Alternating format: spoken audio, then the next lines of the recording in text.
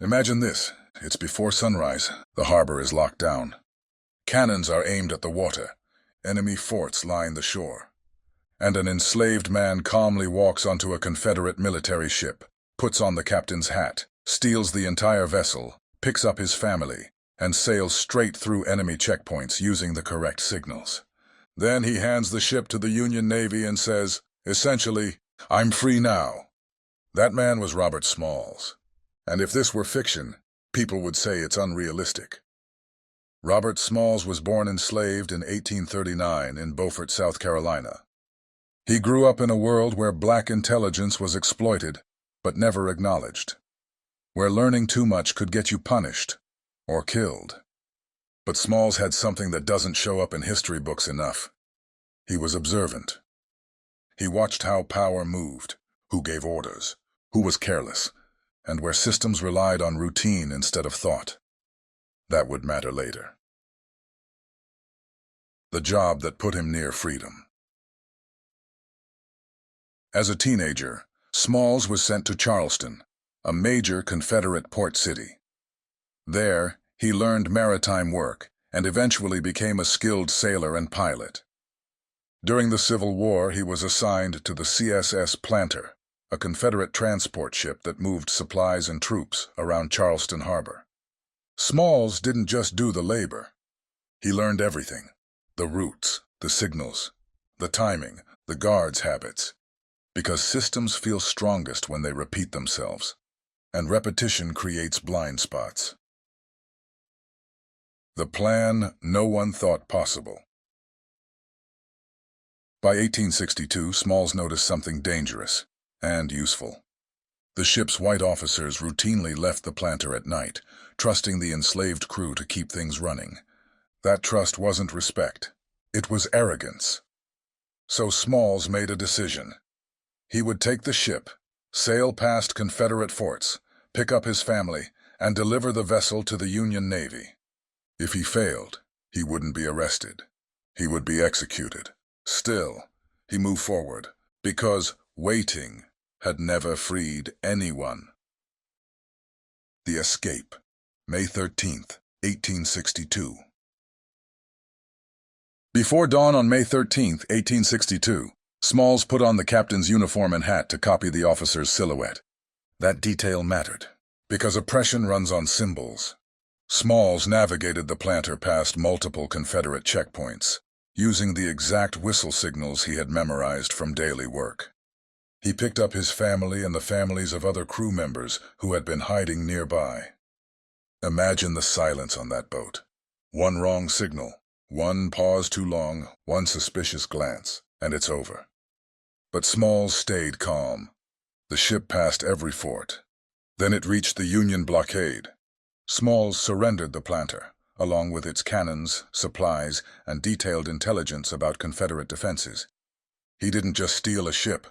He freed people, flipped a military asset, and handed the enemy strategic data. That's not bravery. That's strategy. The North takes notice. News spread quickly. Smalls became a hero in northern newspapers. Congress awarded prize money to Smalls and his crew for capturing the ship. For the first time in his life, Smalls was being paid, not owned. But he didn't stop there. The Union realized something important. This man didn't just escape. He understood the system. From escape to influence. Smalls worked as a pilot for the Union Navy, guiding ships through dangerous southern waters. During one battle, a white officer reportedly panicked and abandoned the pilot house. Smalls took control and brought the ship to safety, because he understood what surrender meant for a black crew. That moment says everything about him. Leadership isn't about rank. It's about who stays steady when things collapse. After the war, a different kind of power. After the Civil War, Smalls returned to Beaufort, and then he did something history barely talks about. He bought the house of his former enslaver, property seized for unpaid taxes. An enslaved man returning as an owner. That wasn't symbolic. That was power shifting hands. He even allowed the former enslaver's widow to remain in the home. Not out of submission, but out of control. That's the difference. Entering politics.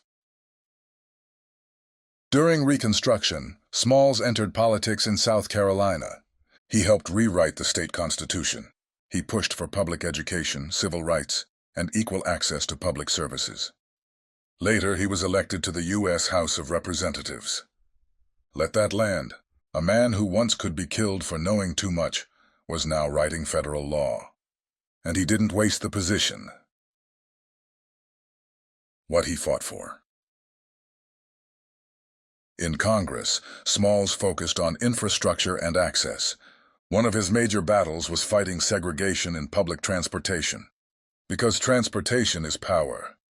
If you can't move freely, you can't organize. If you can't work, you can't vote easily. Smalls understood systems, and systems determine outcomes. In modern terms, he wasn't arguing about seats. He was arguing about who gets delayed and who gets to move forward. The backlash.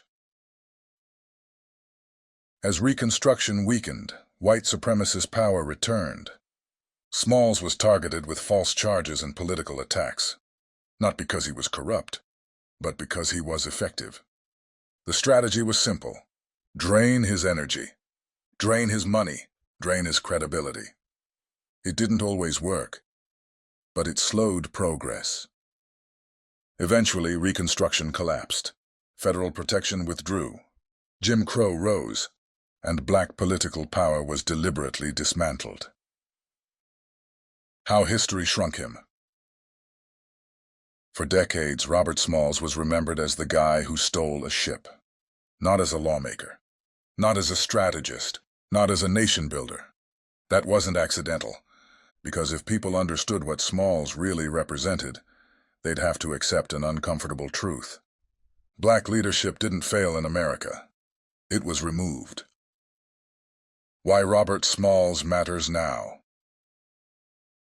Smalls feels modern because he was. He mastered systems, used insider knowledge, protected community, turned visibility into leverage.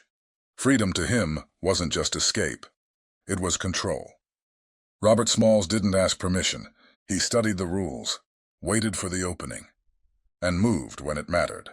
He stole a ship, freed his family, changed military strategy, wrote laws, built institutions, and when history tried to shrink him, the truth waited. Now you know his name. Robert Smalls.